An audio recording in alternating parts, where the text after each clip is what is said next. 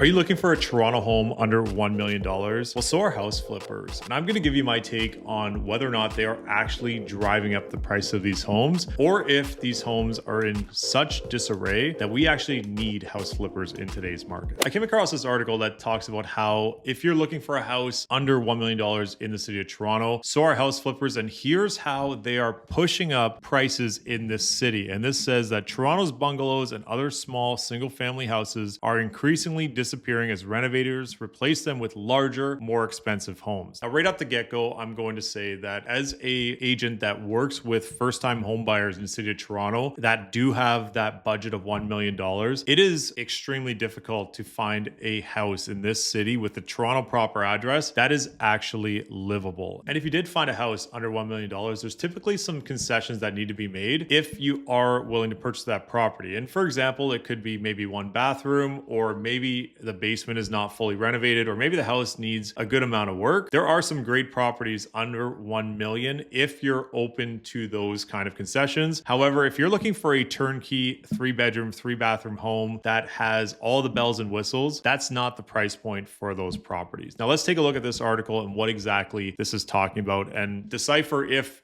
investors are indeed bumping these prices up. This article does go on to say that there was a bungalow in the Danforth, East York, with a gabled roof, a butter yellow kitchen with frilly curtains, and an arched doorways between rooms. It went on the Toronto real estate market like other older homes do. After the homeowner of 47 years passed away, kids were handling the estate. They knew renovators were circling. One made an offer even before a for sale sign was put up outside, but they decided to test the open market, move in, and add your personal touch, the listing said, or use the land and build a monster. And of course, within days, bids came flooding in. 2 prospective buyers saw a home for their own families and made offers over the $699 asking price, and more on that a little bit later. They couldn't compete with 5 renovators. While one bid under the asking price, the rest bid higher, with the home ultimately selling for $880,000. This is where I want to take a moment and discuss marketing price versus market value price. And if there's any home listed in the city of Toronto at $699,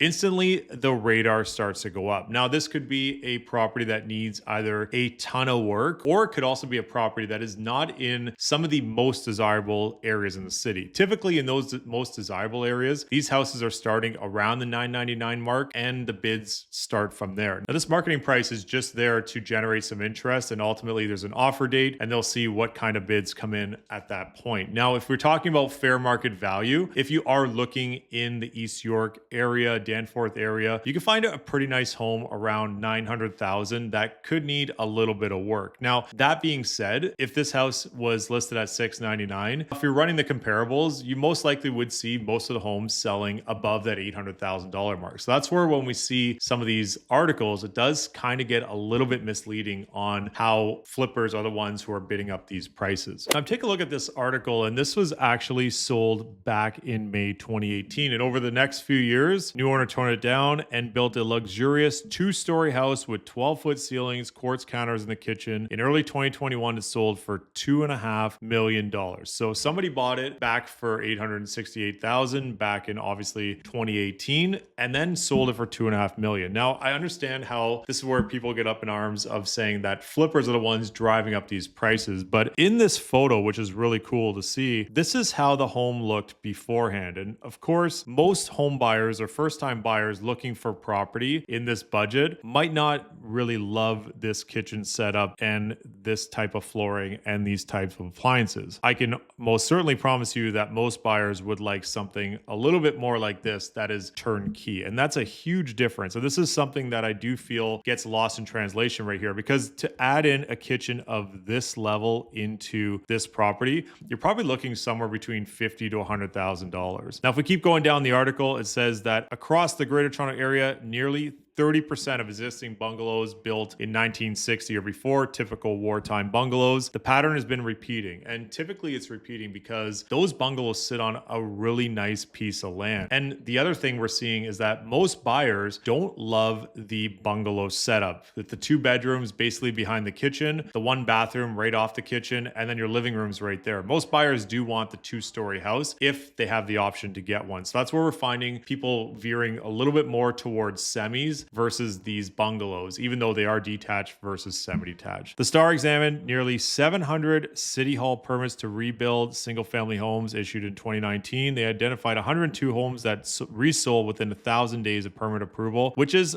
3 years, by the way, a longer runway that is typical with house flips to account for pandemic delays, where both pre and post-build home values were listed in sale records. Of these homes, average original purchase was around 1.2. Post-renos, those resale properties sold for more than $3 million. From permit to application to resale, the flipping process took on average 397 days. And even factoring in the cost of building a house from scratch, this legal practice can quickly deliver a sizable profit. It's a trend that industry experts say is hastening the run-up of home prices, often without any boost to housing supply in a crunch market. This is where my opinion takes a little bit of a different approach. And one of the things I would argue, if I am shopping with both end users, first-time buyers, and all of the above, is that typically first-time buyers do not want to take on this size of a reno. And most of them do not want to work on a renovation for 397 days. Not only that, they may also not have the funds to renovate. And we're seeing average cost to renovate right now around $400 a square foot. So if you want to build a 2,000 square foot house, that math would bring it into around $800,000 after tax and after non-mortgaged money. You also have a carry cost to carry the property and just the overall headache to move on with it. One thing I have seen is that buyers do line up to bid on the properties that are renovated because they don't want to do the work and they'd rather mortgage that money than take on the project themselves. I'm not so sure that's something that the bidders are building up the pricing, because those builders also want the best price possible to maximize their return on the flip. Now, we do also have a flipping tax, which doesn't allow those builders to resell within that first year, which plays a big factor in their profit margin. So this is something that I'm not so sure is one of those black and white types of scenarios. I do feel that there are those first-time buyers that could take on those projects and do a small kitchen renovation and bathroom, but there's also the buyers that want the more turnkey 2-story homes. I'd love to hear your thoughts in the comments down below. I'm Mike Ouzas. Thanks for watching.